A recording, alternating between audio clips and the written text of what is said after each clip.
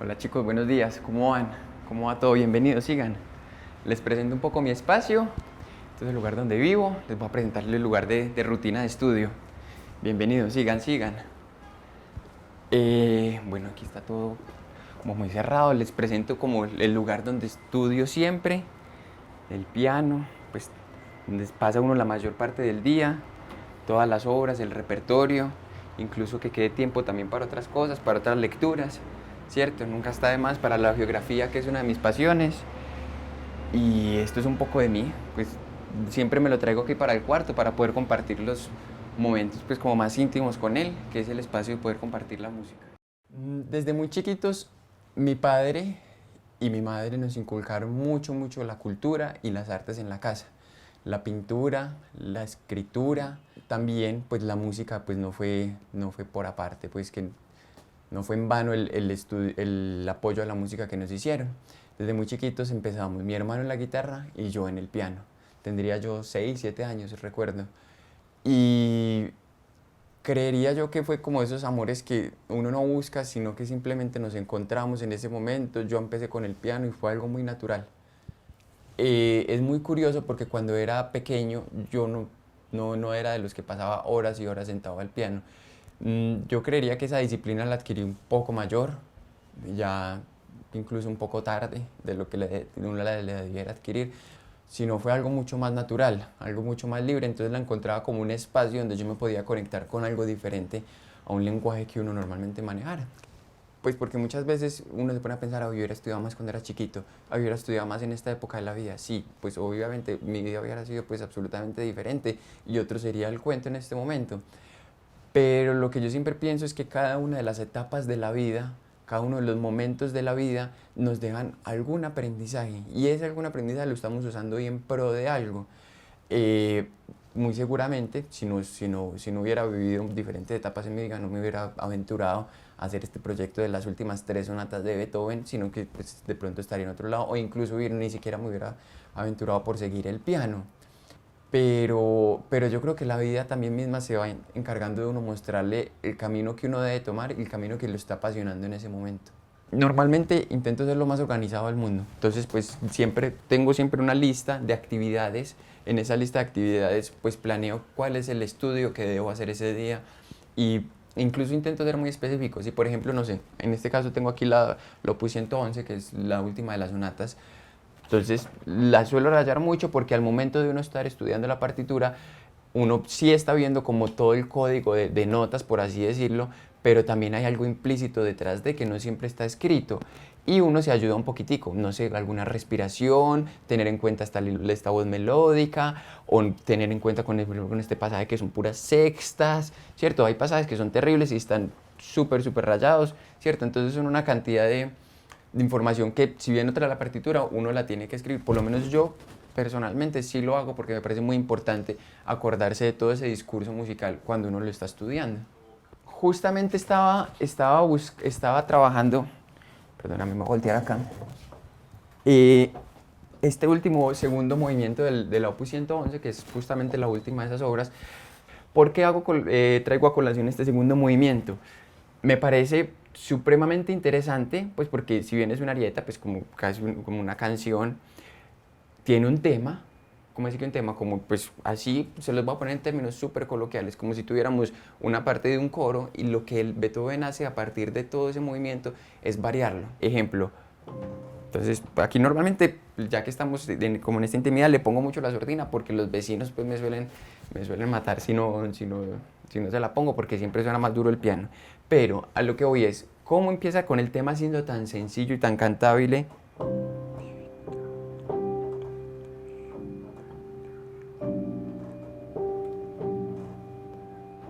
¿Cierto? Que es muy...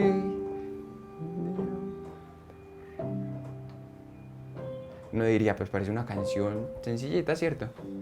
Pero es muy loco porque variación tras variación lo va variando, entonces pues lo va cambiando, es decir, ahora a ti.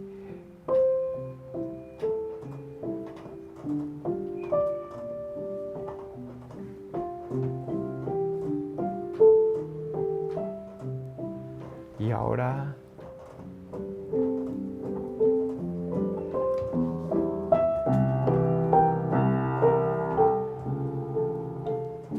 ¿cierto? Entonces va jugando con todo ese lenguaje, con todos esos elementos que tomó desde la primera variación para hacer todas las siguientes incluso.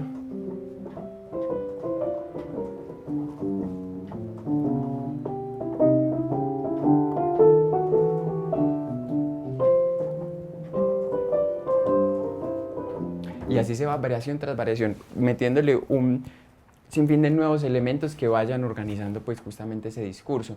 Y así como cada una de estas variaciones pareciera formar un mundo, también estos pequeños momentos musicales tienen su mundo dentro de. Por eso es que es tan bonita la música, porque se puede mirar tanto desde la microforma, es decir, el detalle de cómo está construida la frase, como también en su macroforma, el segundo movimiento como un movimiento mucho más grande y estructurado, pero también se complementa con el primer movimiento, que es otro mundo. Eso es algo que siempre me ha causado mucha curiosidad y que me causa mucha intriga al momento de estudiar. Cada una de las sonatas es un mundo totalmente diferente y es, por un lado, descubrir el camino y la música que nos deja este gran compositor Beethoven en cada una de sus obras, pero al ser su música tan universal, creería yo que nos estamos descubriendo como sociedad en cada una de esas piezas. No es simplemente decir, ahí esta sonata es feliz, o esta sonata es alegre, o tiene un movimiento triste. No, es como buscar en lo más profundo de la esencia del ser humano y descubrir que la esencia del ser humano no es ni blanco ni negro. Son muchos estados de ánimo y son cambiantes y siempre, si bien son felices o son alegres, no siempre es el mismo tipo de felicidad o de alegría, son diferentes. Y él, es decir, Beethoven, con su genialidad, es capaz de plasmar todos estos estados del ser humano a partir de este lenguaje tan hermoso que es la música.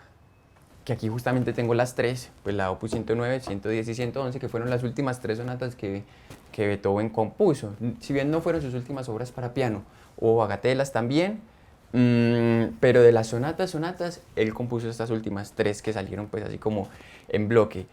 Y tienen elementos motívicos que hacen que tengan como una unidad también, y pues se los voy a explicar así muy brevemente, pero uno de ellos es también la construcción de la mayoría de sus líneas melódicas por terceras. ¿Cómo así que terceras? Terceras es andar tres escaloncitos en un teclado, es decir, de do a mi.